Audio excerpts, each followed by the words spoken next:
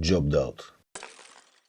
Welcome to Jobbed Out. I'm very, very excited to present you my guest. Her name is Silvia Vladimirova, and I will tell you the short story of how we met. Actually, we are meeting live for the first time, but we know each other for like more than a year. We're doing our certificate courses together, and everything was online because it was the COVID time, and I'm so happy to finally meet her in person. She lives in Dubai, and I will leave her to tell you the story of her job journey and the life in Dubai, and maybe try to compare it with the reality in other parts of the world, including Bulgaria, where we're currently at.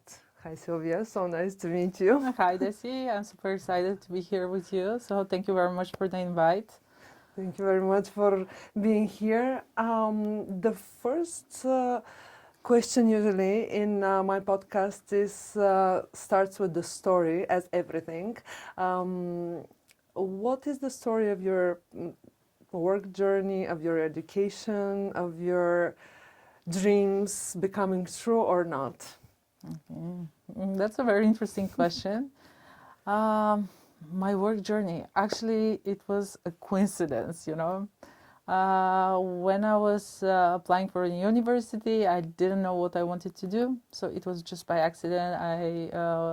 I started studying social psychology, and later on, life turned me into HR and recruitment. So for more than 15 years, I worked for as an HR and recruiter in large corporations, primarily in the construction field. I worked on big projects like metros, hospitals, or Navy base. But yeah, 10 years back, actually, I relocated to the Middle East, where I continued my journey. And it's just a matter of coincidence. 3 years back, actually, I moved to Dubai. And I moved to Dubai with the idea that I wanted to start a business. I didn't want it anymore to be in the construction field. I already had my 2 kids, so construction is very demanding and it requires longer working hours. So I really wanted to be an entrepreneur. And this is how I started my own company, which is a recruitment agency. In Dubai, I moved from construction to tech. I really fell in love with tech, so that's my field. That's where I love being. I love everything related, working with startups and working with tech. And yes, now recently, about a few months back, I launched something new for me. So that's actually very much related to how we met. So I launched a career coaching accelerator. So this is a step-by-step program where I help senior professionals land a job in the top tech companies in the UAE. Wow. So, yeah. Tell me more about that, how it is going so far. It's going really well. Actually, the idea for this came from my work as a recruiter. I really saw that, many people were outreaching me constantly, like they were looking for a job. Please help me find a job. Please help me find a job. And I didn't have so many jobs for them, obviously. So I said, I should do something about them. And I was seeing the poor presentation. I was seeing how poor they present themselves, how poor their CV looks, that they don't know, they don't have any strategy. They just come to Dubai and they start looking for jobs. This is how basically the idea come up. And that's why I decided to do it. So far, I work with a couple of clients. We have a strategy, and it's a step-by-step process. So very interesting, very exciting, and I love seeing the results. Great. And what makes a presentation poor, and how would you advise to make it more attractive? The first question that I usually ask people is, tell me about yourself. And the reply that I get is usually, "Hi, my name is John. I've been in Dubai for the last 10 years." That's how people start. That's in my location. That's how they present themselves. I know it's very important for them because being in Dubai, living there, working there, it's very competitive. So it's not easy. And that's why they put it as their biggest strength, like being in Dubai for the last 10 years. That's their biggest strength. But yeah, in my program, I teach them how to create their unique value proposition, how to present themselves, like how it's more of a pitch. So having a pitch, and when they go for an interview, they have to tailor their pitch based on the requirements of the job. So they cannot present themselves very generic. They have to tell a little bit about their experience. Let's say I have 15 plus years of experience in HR recruitment. Then mention some of their strengths. So emphasize on the strengths, mention some of the achievements that they have, but mostly related to the particular job. So not something generic, not their biggest achievement in their career, but more about something related to what the employer is looking for. And this, you would say, is for the first round of interviews? Because I'm thinking, now that you're saying this, I'm thinking, okay, how would you know? Maybe this is a coach approach. It's not a very HR approach, actually. But how aren't the values and the person himself important? Because let's say 90% of the CEOs I know, they would usually start with, what's your hobbies? Okay. And when I asked them, why would you ask that? And they said, this answers so many questions. With one question, they would answer so many things that I want to know about them, that it saves me tons of time, basically. That's a very interesting approach. I believe that, by asking this question about the hobbies, maybe they're trying to get to understand a little bit about the personality of the person, about the values, because when the values align, this is where, the magic happens. And Yes. so.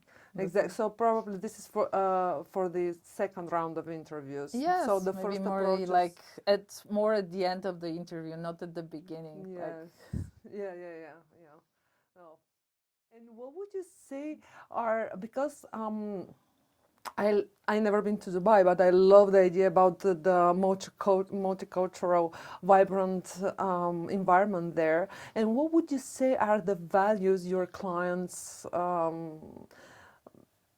look up to the most from the people you're suggesting to them? The companies, I mean, yeah.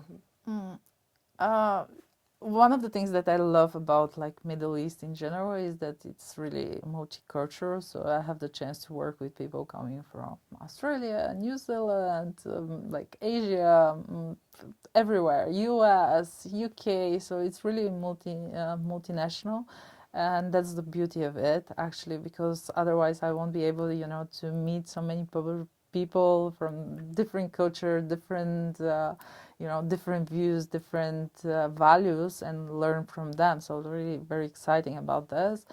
And when I'm hiring for companies, you know, I primarily work with startups within the tech field, and the values has to align between the founder's values with the employees. So the founder is the one who is setting up the values of the company, and they have to always, like, he's the leader. He has to motivate. He has to share these values with his team, and yeah, this is where it's very important to align with the employees as well.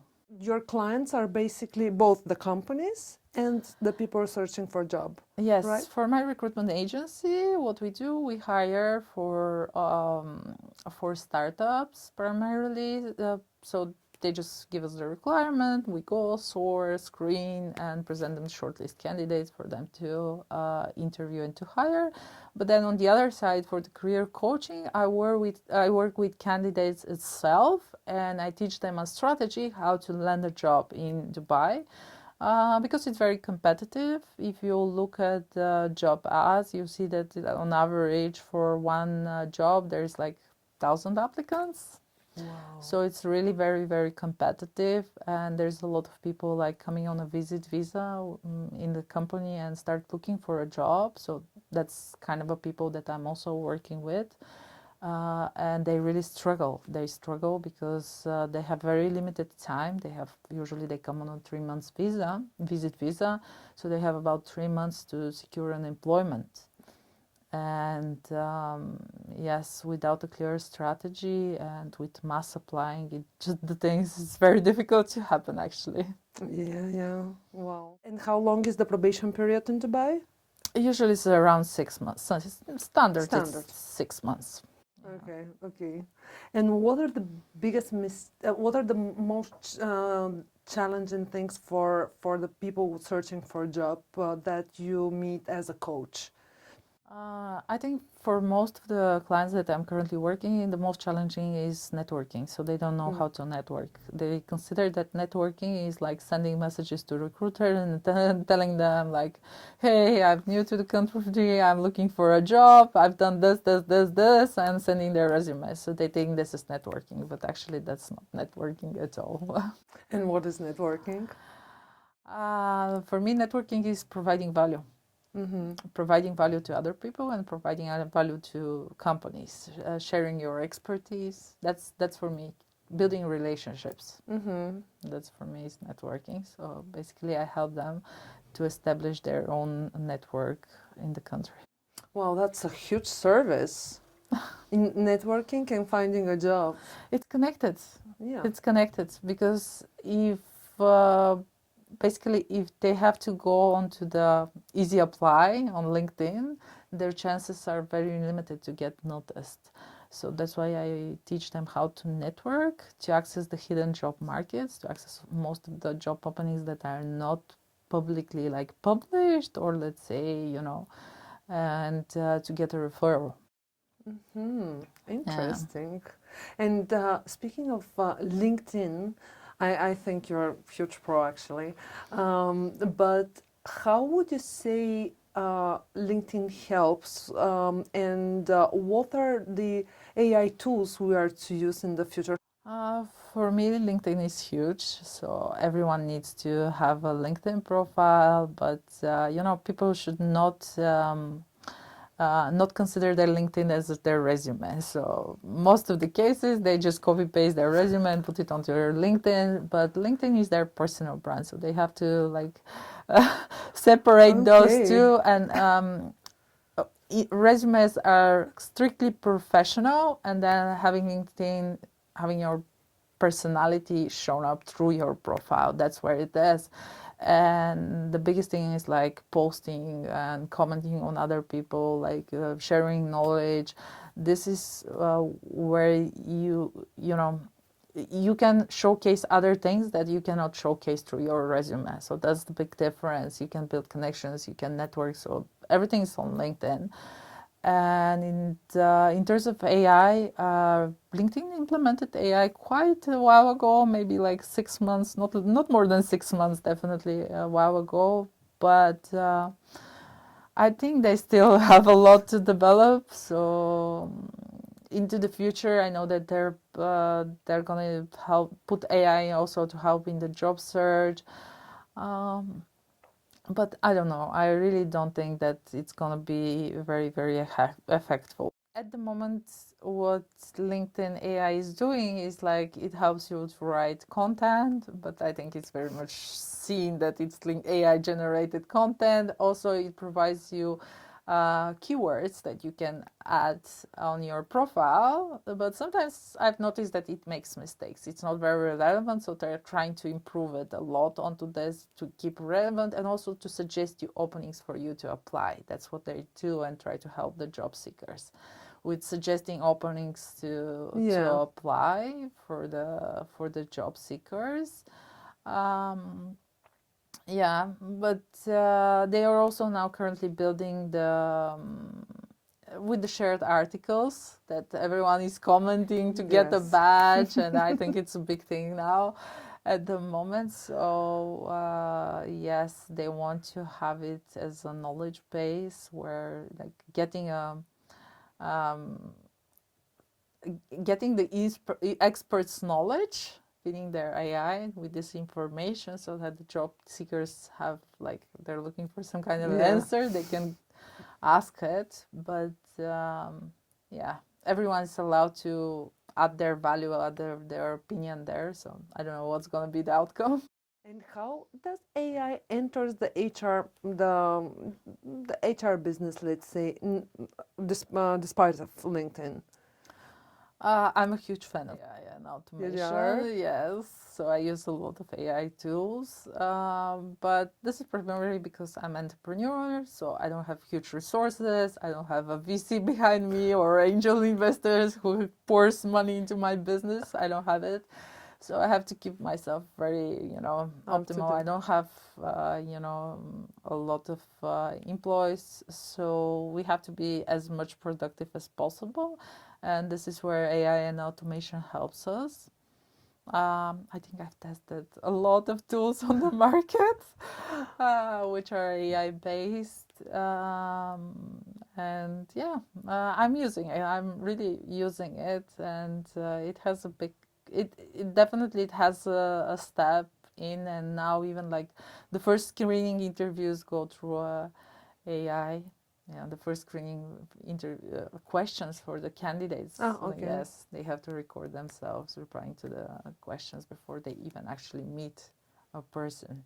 But there is still the human intervention, because you have to watch these CVs, and the human is who is making the selection. Because Yeah. I am imagining whenever I hear about AI, it could not be it could be not relevant, but every time I'm imagining how the first round of interviews is AI selected, and there is no the human factor, and I'm always wondering, but this is mistakes can happen this and Yes, a that's true. lot. That's true. The same is with the ATS, right? So ATS is basically searching for the keywords, specific Yeah. keywords on applicants' resumes in order to, to identify the percentage of the match. And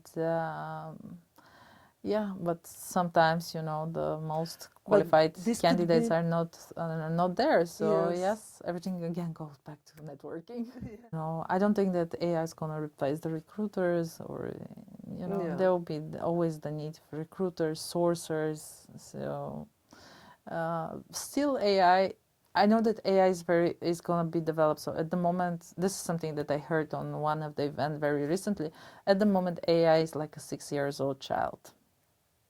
So think about it once it becomes 25, and it's going to be very soon. So yeah, I don't know.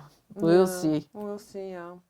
You mentioned about relationships, and I speak a lot about relationship in this podcast, influenced by the book of Johan Hari, Lost Connections.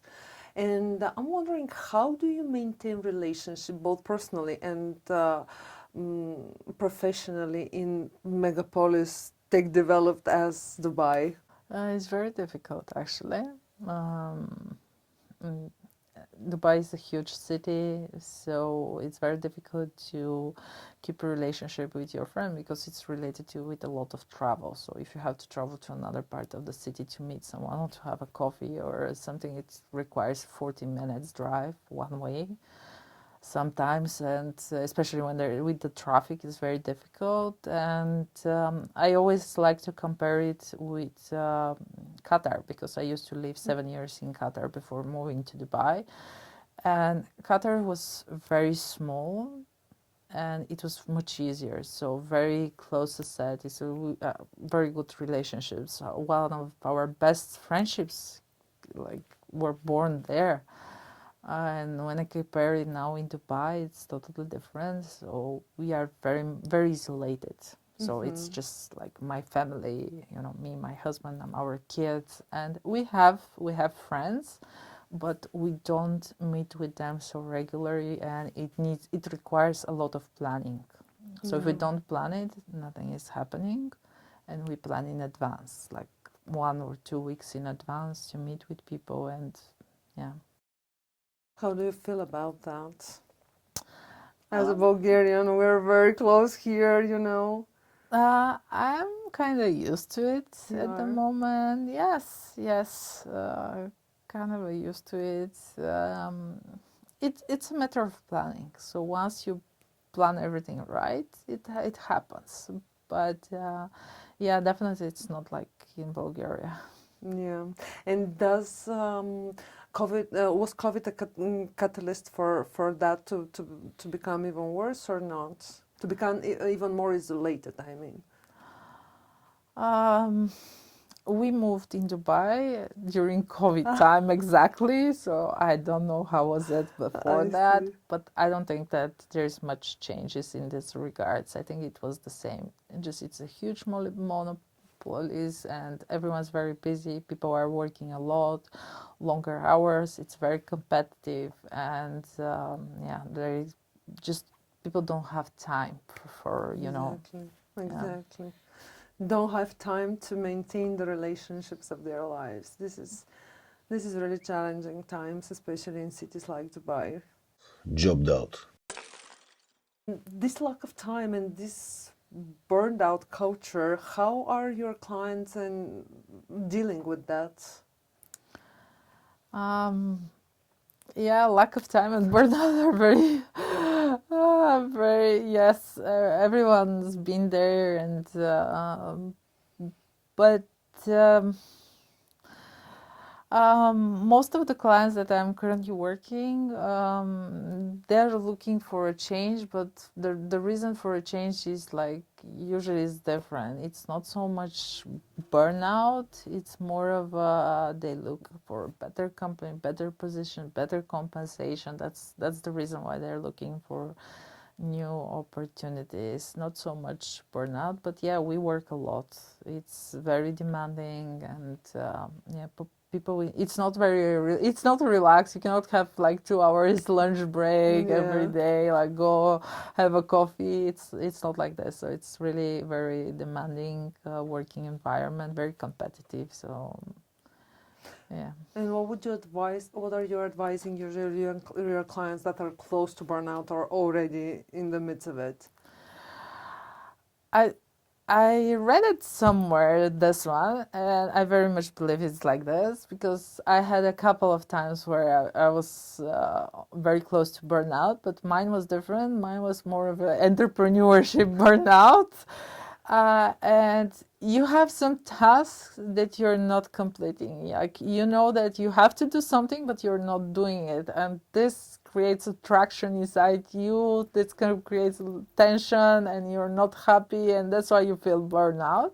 So now I'm thinking like if I decide to do something, I try to cut the time between the decision and the action, so that I don't feel burnout at the moment, and I try to align more with myself and with my values. I So see. yeah, And how are the kids there? our kids are fine. They're used to. They feel well, and yeah, they're very much spoiled at school. It's not very. It's very entertaining. Very entertaining. They do a lot of stuff, and yeah, they like it. They're 5 and 9, 5 and 8, 5 and 8, and both girls. both girls. Yes. Great. Are you working with Gen Z? Yes, yes. So for my coaching business, I work with more senior people, so I don't work with Gen Z, but I like startups like to hire fresh grads, obviously financial reasons as well as they're very motivated and very eager to learn, and they give also a very fresh perspective, so very creative perspective, and yeah, they fit very well in the startup environment. Why are they so much criticized then? Maybe for a different environment than the startups? I don't know. I don't know if they're criticized, but As lazy, labeled as lazy, people that don't want to work. Is it about the compensation? I'm not sure. uh, I believe that they're looking for more of a social responsibility. They look for more than just a work. They look for culture. They look for opportunities to grow. They look for companies that has some vision and mission. So I believe this is, and also they want to be very much appreciated. So they don't want to just go there, be just a piece of the puzzle. They want to be appreciated for what they're doing, and yeah, this is where they'll be most productive and give most of their potential. When you said that, I was thinking about Esther Pareo, and what she's saying is that we basically switched personal life and professional life in terms of values and what we're searching for. So before just a couple of decades, all those words that you just used, authenticity, sustainability, they're looking for to be recognized, mission, vision, etc. We used for home. This is where were our values. We wanted to be appreciated at home. Well, now the personal life became basically service economy, because you're looking for the best partner. He should earn. He should be my support system. He should make the best of me, etc., etc. While the work became the mission, became the place that we want to recognize ourselves with, to feel meaning in the work. We spend big part of our life at work, so 9 to 5, 5 days per work. So definitely, mm, some of my best friends came from work. Really? So I don't believe that you should just go there, finish your work, and that's it. Don't care about the others, don't care about anyone. So definitely, if you want to be engaged and everything, you have to be engaged with your colleagues as well. But does Gen Z do that? Because this is one of the controversials, that Gen Z, they're like, yes, they're focused on work and they want all those things, but they're not very good in with their social skills, let's say. I think they came also through a lot of things, and maybe the life and all this technology that we are using has maybe reflected on them somehow. So maybe that's the reason, and hopefully it's gonna change in the future because they're Just very be, tech savvy. So yeah, they just grown up very differently from us. So yeah. They just Google everything, they search, they're very much more technical. yeah. Jobbed out. Spoke about constructions. I heard a lot about from my colleagues, civil engineers, became ITs. Is this a trend also in Dubai?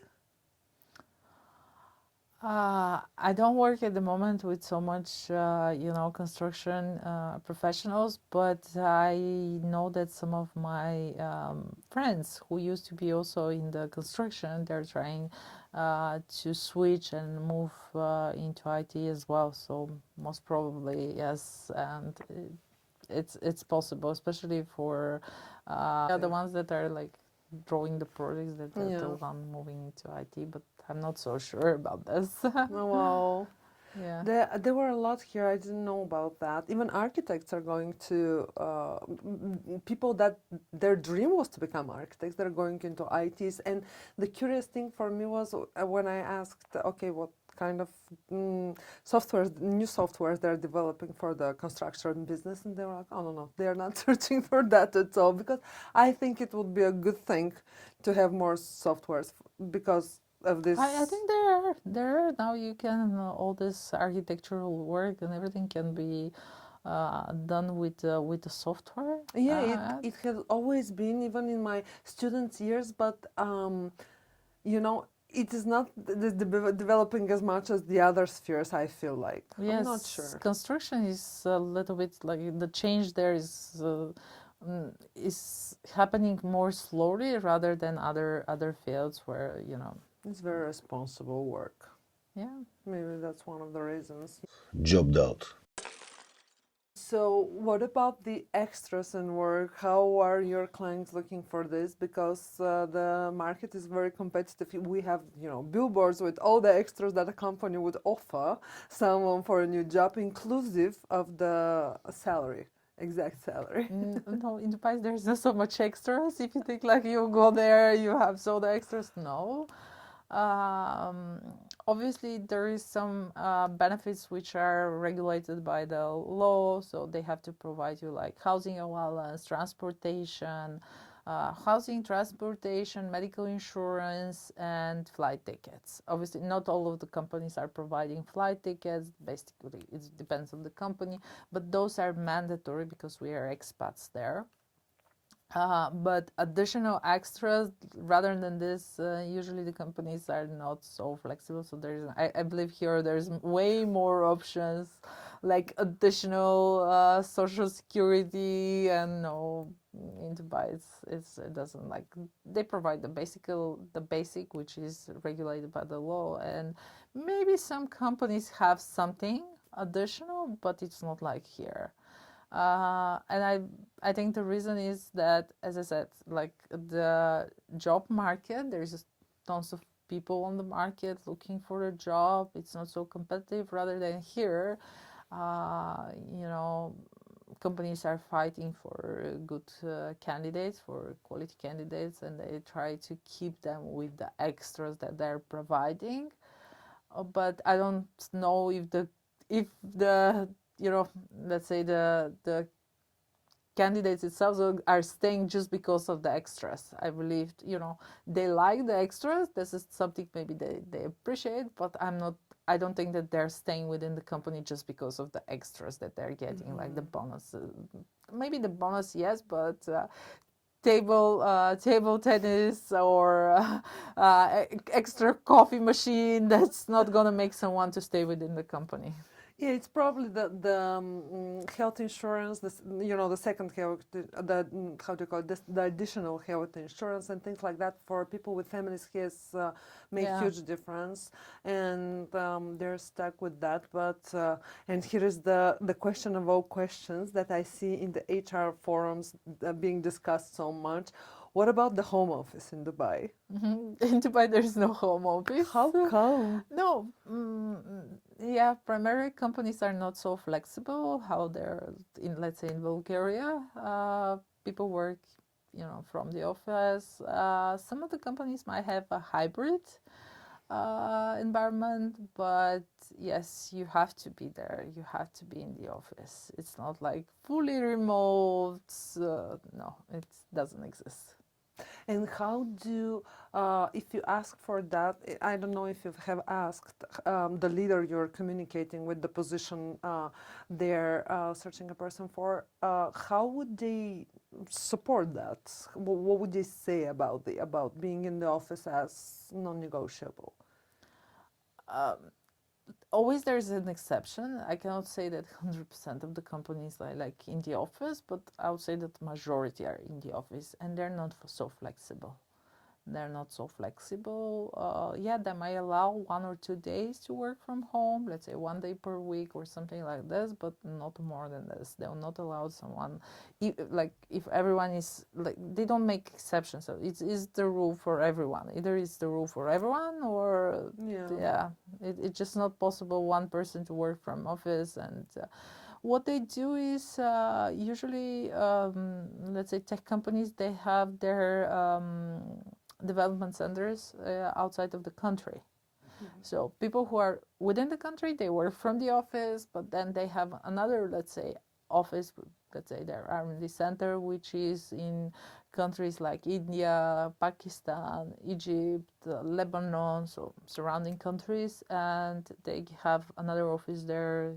Again, they hire there, and they do it primarily because of the costs. It could be the best IT or whatever, but if he wants more than 1 day home office, it's non-negotiable. As I said, there's a lot of candidates on the market. Yeah. The demand is, so usually they have a choice, and the companies are the one that are putting the Yeah. rules on the table, and this is what it is. So they're not so flexible, I Yeah. would say. Yeah, there are people working from office, but as I said, like 1-2 days, and it's not constantly. Yeah, I understand. What would be your best tips for applying for a job in Dubai? Now there is a lot of shifts. A lot of people are like interested into moving to and relocating to Dubai. I got approached on a daily basis from people from Canada, US, UK. Yes, UK is also like the cost of living is UK is increasing a lot, and people just cannot have a normal lifestyle with the salaries that they're getting, so they're looking into relocating. Like Australia, I constantly got outreach by people looking into relocating. The best way to go forward is to be locally available there.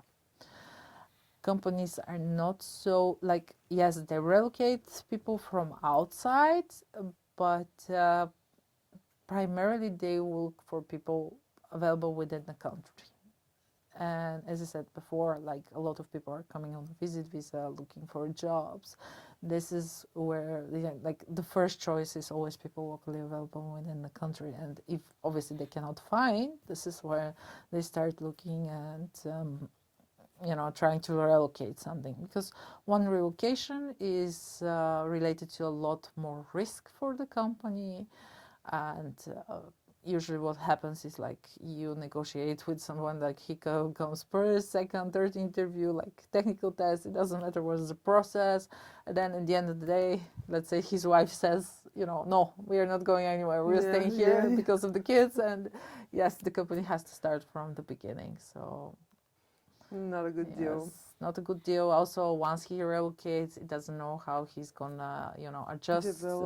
Adjust to the environment, and not being an expat, doesn't know, maybe he'll not find his way to his, because it's not for everyone. I will not say, like, people think that it's easy to adjust, but it's not. It requires some adjustment time. Let's say for me, when we first moved to the Middle East, it took me 2 years to adjust, like 2 years to like feel to really settle in.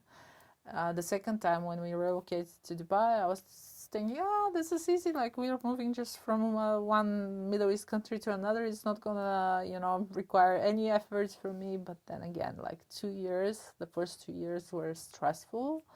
Like, and then, you need 2 years to adjust and feel it like a home. What was most challenging for you in these first 2 years of adaptation in Dubai? Finding friendships, finding people, like, finding your people, and finding friends. I think that's the most challenging. I guess your husband is working the whole day from an Yes. office, and Yes.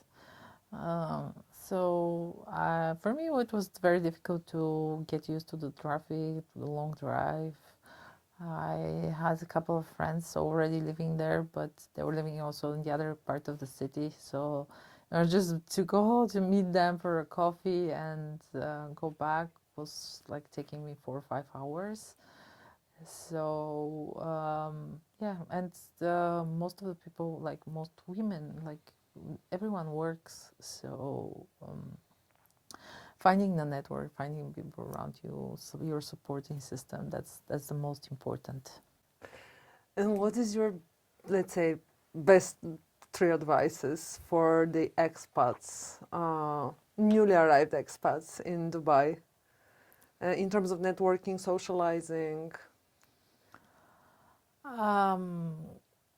I always tell them like to create a strategy, because without the right strategy, usually they try to fit into everything for everyone, and it takes them much more time to find the right thing, or usually they might get into the place where they won't be happy. So get the right strategy. The second thing will be networking, but building connections into the right way, providing value to other people. And yeah, third one, maybe just enjoy Dubai as much as possible. There's a lot to enjoy, right? Yes, yes, there's always what to do, and yeah, Yeah. it's fancy. What was your strategy? Um, um, I had a strategy once I moved to Doha to find my job there, because when I moved to Dubai, I already knew that I want to be an entrepreneur and I want to do something. I just didn't have a clear strategy what I want to do. It took me some time to find myself and exactly what I want to do. But first, when we moved to Doha, I had a strategy. I know what were my strengths, and I used LinkedIn to network. And yeah, it took me 2-3 months. It took me 2-3 months, by arriving in the company to get employment in one of the like leading American companies. So yeah, at that time I knew what were my strengths and how to use them to find the right opportunity for In me. Doha. Yes, in Doha. In Dubai, it was just a different case. It was more, I really wanted to have a business, because it's very open for business. So it allows a lot of opportunities for people to do business. It's very easy to set up a company. And I was looking for more flexibility. I didn't want it to go on 9 to 5, because with the travel, I'll be out of home for, let's say, 12 hours, and my husband is working a lot, so he's 12, 13, 14 hours or so away from the kids, and I wanted to be close to them. So that's why I joined this entrepreneurship journey, which I thought was going to be much easier. So, and now I think I work way more rather than being a full-time employee. This was about to be And my the only next difference question. is that I work from home, so I just exist physically at home, but mentally I'm not there. So that's a big thing, because most of the time I'm thinking about my business, what to improve, how I should deliver, and about like how to grow. So I have like a lot of challenges to tackle on a daily Yeah. basis, and yeah, I think now it's not 9 to 5 job. It's not like you close your laptop, it's 5 o'clock, you go home. I think about it like constantly. Yeah, yeah. And when you think about that a lot, what are the helpful tools in terms of entrepreneurship that you use? Let's say, what was your last challenge? Then you had to make a decision, and what was your approach, let's say, as a coach? I the things that help me personally are, I have a mentor, so I work with a mentor. That's for the last 3 years. Amazing. Yes, I work with a mentor. It helps me a lot. So my mentor specialized into the same thing. He comes with the same background and everything, and he has already built that kind of a similar business, which is scale up, and it helps me not to do the mistakes that he has done. It saves me a Yes. lot of time. It saves me a lot of mistakes. So whenever I have like a challenge or something to tackle, I go back and I speak with my mentor. I ask for his advice, and based on this, I take the decision. And the second thing that helps me a lot is reading books. So reading a lot of books in terms of entrepreneurship, growth. Um, it really helps me to just mentally. It helps me mentally, and it prepares me more for the business and sports. That's the third thing that I cannot live without, because that's the way I reduce the stress. Yeah. So that's the three things that I like. I don't meditate. I don't. We are joking with my husband about the 5 p.m. club. Because I told him, 5 p.m. club is basically those entrepreneurs like me who have so many problems that they have to solve, that they cannot sleep. That's why they wake up at 5 p.m. in the morning. It's not about the meditation. It's like they cannot sleep. I can tell you I'm a 5 a.m. club member. Okay, because it's hard for me to wake up at 5 a.m., 5:30. But it's still, in the range, so I consider myself a 5 a.m. Member. And although I do not look at myself as an entrepreneur, I have to tell you, it is still the most difficult thing in my everyday life to wake up so early. I'm a huge sleep lover. I can sleep every day for 14 hours without being bothered. Wow. Every morning I wake up with 14 alarms. Wow. 14 for tens of years. However, the power of waking up so early and having this time for yourself in the morning is, I cannot compare it with anything, although I love sleep so much. So 3 evenings ago, I was at this dinner, and there was this woman that asked me about that, and she was like, "But I can be calm in the evening and just sleep in the morning." And I was like, "Yes, but you're getting calmer at the end of your day, and I am making my next day calmer since the morning and more productive in the morning, which is something I was missing. So it's hard for me, but I can tell you so much benefits ever since I do it. And I'm following the 20-minute rule like religiously for 4 months now. I'm super proud about it. Yes. Wow, well done. Yes, thanks. But it helps. It helps organizing my thoughts in the morning. Otherwise, I'm the rushing type of girl in the morning, and my thoughts are completely whether I will have time for this, for my dog, for this, for this. And now I'm really, really structured since the beginning of the day. That's what it helps me personally with. I have to give it a try. Anyway, I'm waking up early, so Yeah, you do have to. It's really, really makes you so much more productive. I didn't believe in that. I believed in sleep for 38 years of my life. I started 4 years ago to trying to wake up before 6, and I've managed 4 months ago. So this is this is my journey with that. But you mentioned something really interesting. About mentorship. Mentorship in HR is how to say growing. People are taught to be mentors. I'm working on an AI platform that is basically preparing mentors for mentees in different companies, and you can simply purchase. It's really interesting, but I find it almost impossible to find. it's really difficult there if you want to get mentored by someone who has built a business which is scale up. It's very difficult because they have limited time, and you have to be very persistent. You have to bring value to them as well.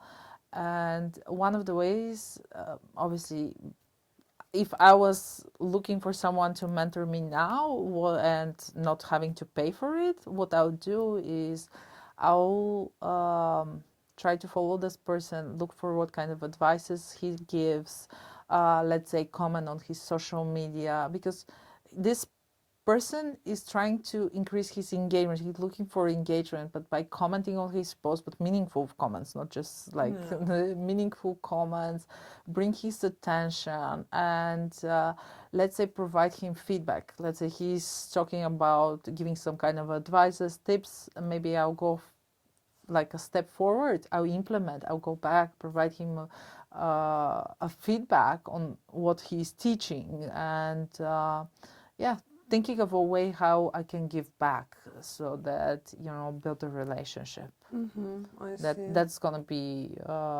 my approach if I have to do it. That's a great tip, actually, because I think we need mentors now in a lot of spheres of our lives. No one's gonna go and mentor you by just asking him, like, would you please mentor me? Yeah. And I don't think that anyone will accept it like this, because they want to see that you're worth mentoring.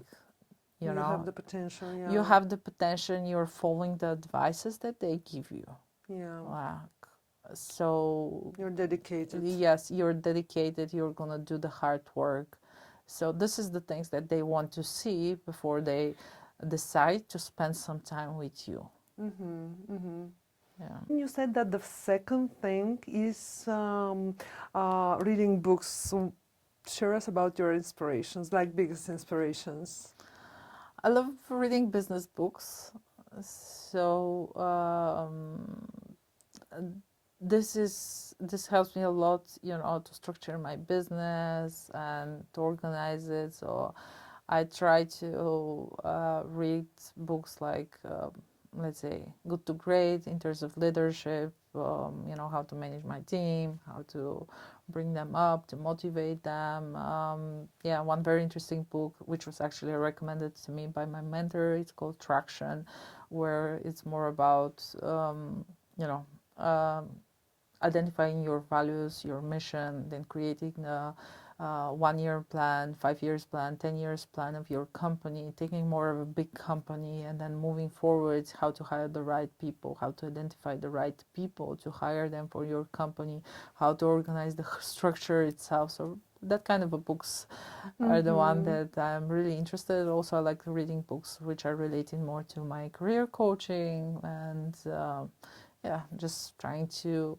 I am a big believer for upskilling. So we need, especially nowadays, we need to constantly upskill ourselves and our knowledge. The environment that we live is changing a lot dramatically every day. So constant upskilling. And I'm not talking about like keeping track only on the latest things. I like to read some books which are, let's say, Dale Carnegie, which were written a long time ago, but they're still valid nowadays. And yeah, those kind of things are still valid, and yeah, I think they're very important for everyone. Yeah, indeed. And your third, how to say, stress management skill is the sport. What is your favorite sport? I like functional trainings. Like I like to go. Yes, I like to go, but really more of a boot camp style. Um, yes, and in Dubai we have a lot of places like this. So this is something that I like doing a lot. I used to do karate a couple of months back with my daughter. We tried to, martial arts for a while, but yeah, I think functional training is boot camp is the one that's very much uh, matches with my personality, and I don't have much time, so 1 hour, very quick. We've discussed the challenging environment in Dubai, although it is a really attractive place for everybody, as you said, from all over the globe. How do you keep your work personal life balance? For me, it's especially difficult because I'm an entrepreneur. I think about my work constantly, like 24/7, and I engage my husband as well. So I value his opinion, and yes, I like to discuss things with him. So especially when I have some kind of a challenges, I like to discuss them with him, because his opinion is also very important for me. But just by speaking them loud helps me to solve them and to come up with a solution to solve the problem.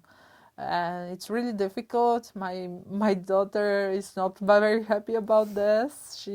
She's like, she comes in like, why you speak about work all the time?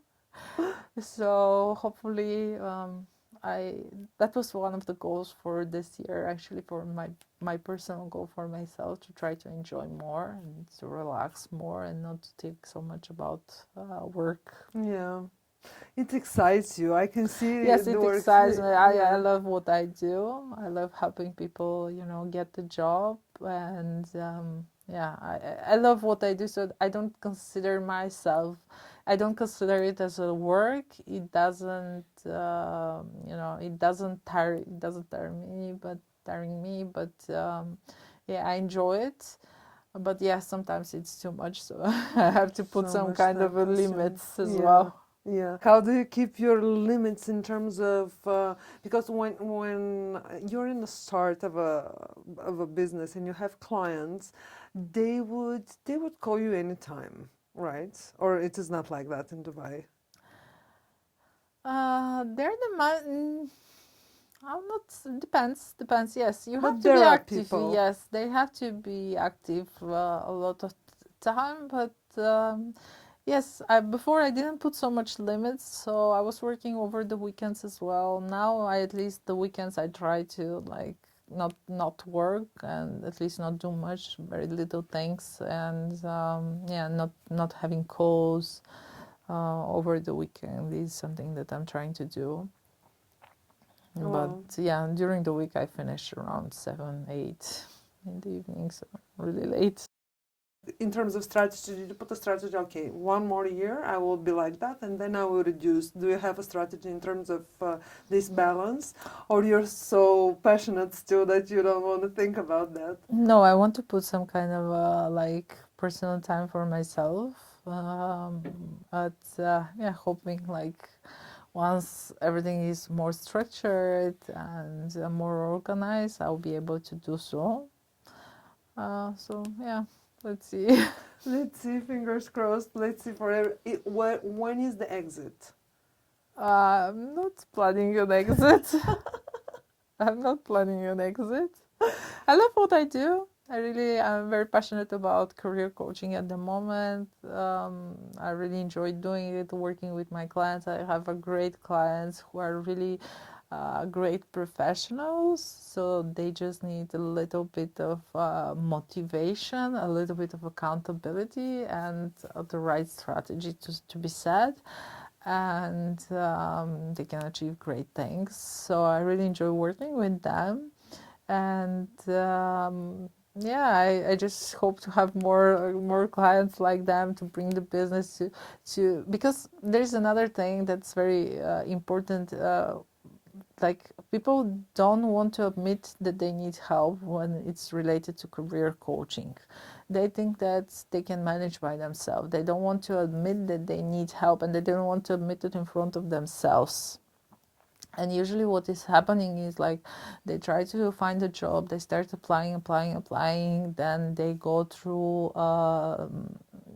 to a stage where they they lose confidence because they don't get invited to interviews or they don't get an offers.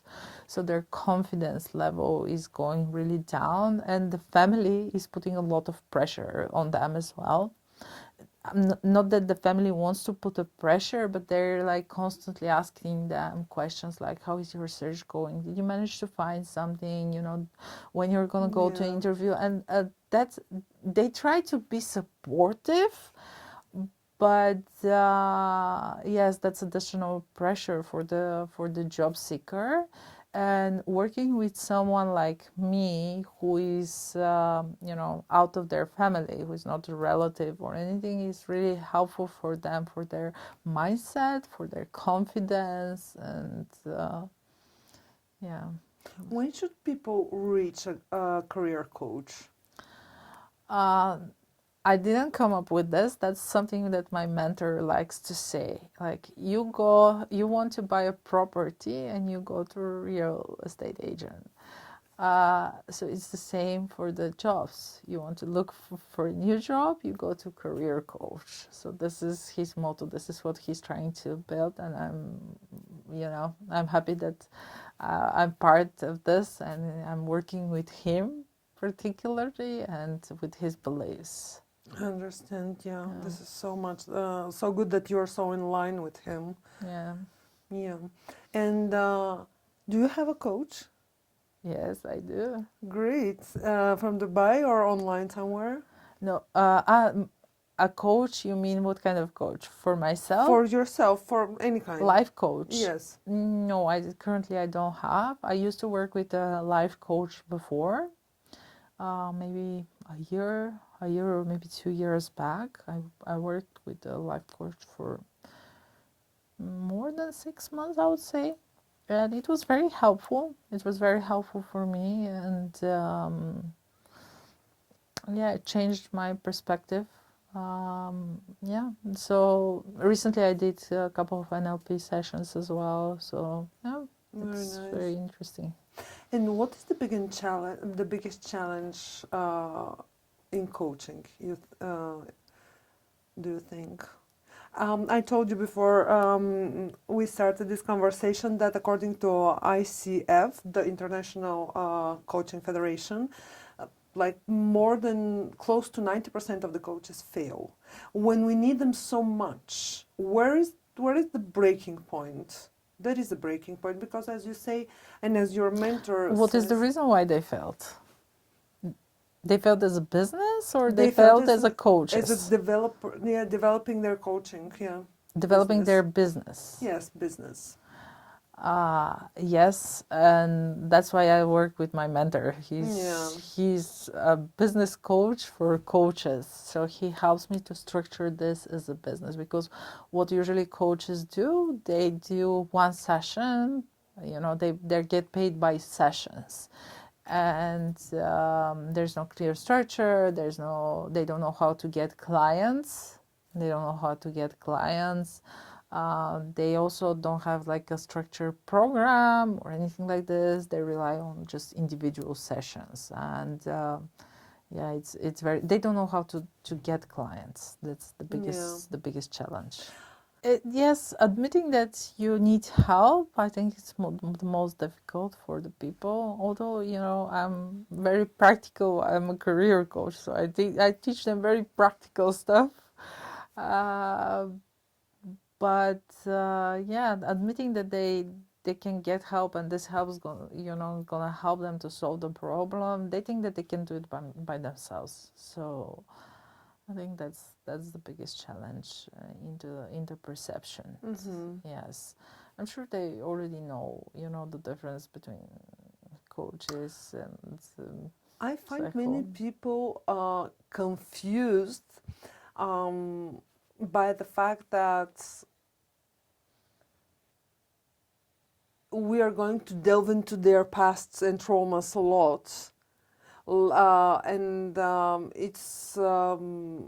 they will be influenced by our opinion. When we're coaching, as we both know very well, is totally the different thing.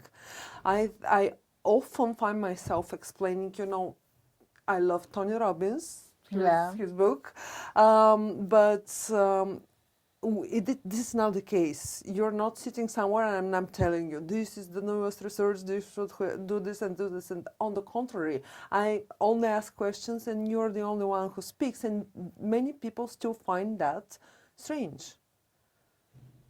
Actually, I also didn't know about like how real coaching sessions gonna go look like before we actually started this coaching certificate Yeah. uh, together. So yeah, maybe what we need to do is I, I'm not exactly like a career, you know, I'm a career coach, Yeah, so it's it's different. slightly different, but Yeah. we need to promote it basically. It needs to promote it, giving it more voice and explaining to people what is it and how it's gonna help them. That's the way actually to educate them. And I try to do this by my LinkedIn. So all the posts that I'm creating, I'm trying to educate the people, like providing them value, sharing my knowledge with them. I don't like the approach where you're promoting yourself and your services. If you look at my content, I'm nowhere you can see that I'm promoting my business. I'm sharing value. This is what I try to advertise. I teach them. I share the value to them. I try to provide them value as much as possible. I'm not promoting my business in any way. Maybe like once in a while I can post something like, if you need help, yeah, go look for a coach, career coach. Yeah. But I'm not gonna point it out like that I'm the right person for them, or you know, get Yeah. in touch with me now.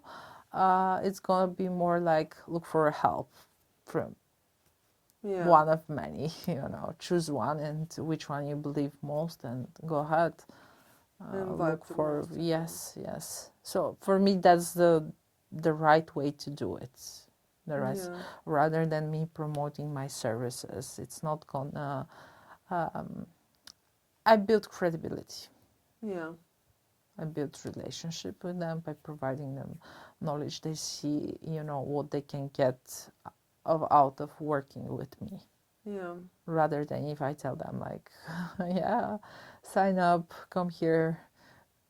It's not gonna get the same results. Absolutely. Thank you so much for coming, for being my first guest, for sharing your experience with me. We can talk anytime, but I wanted to take advantage of you being in Sofia.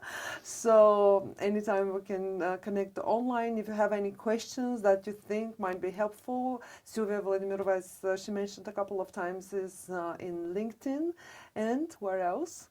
Primarily Primarily. on LinkedIn for now. So yeah, that's the place. Great. So any questions or assistance that you may need from her in Dubai, she's available, and as you can see, great personality. So thank you very much for being here Thanks so with much us. for the invite. I really enjoyed our conversation.